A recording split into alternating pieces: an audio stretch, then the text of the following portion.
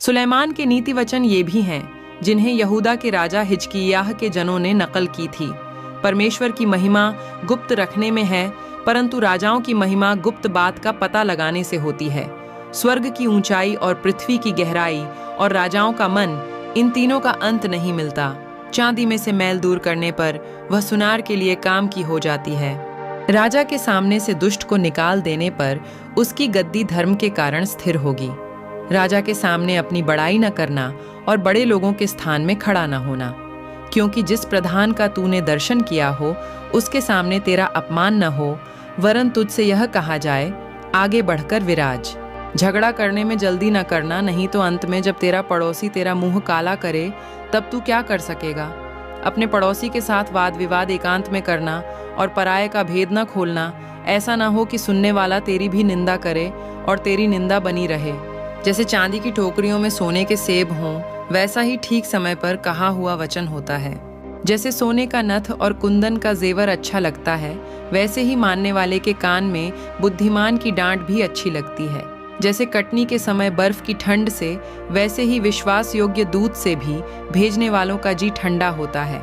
जैसे बादल और पवन बिना वृष्टि निर्लाभ होते हैं, वैसे ही झूठ मूठ दान देने वाले का बड़ाई मारना होता है।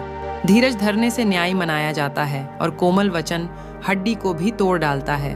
क्या तूने मधु पाया तो जितना तेरे लिए ठीक हो उतना ही खाना, ऐसा ना हो कि अधिक खाकर उसे उगल दे। अपने पड़ोसी के घर में बारंबार जाने से अपने पांव को रोक, ऐसा ना हो कि वह खिन्न होकर घृणा करने लगे। जो किसी के विरुद्ध झूठी साक्षी देता है, वह मानो हथौड़ा और तलवार और पैना तीर है। विपत्ति के समय विश्वासघाती का भरोसा टूटे हुए दांत या उखड़े पांव के समान है। जैसा जाड़े के दिनों में किसी का वस्त्र उतारना या सज्जी पर सिरका डालना होता है, वैसा ही उदास मन वाले के सामने गीत गाना होता है।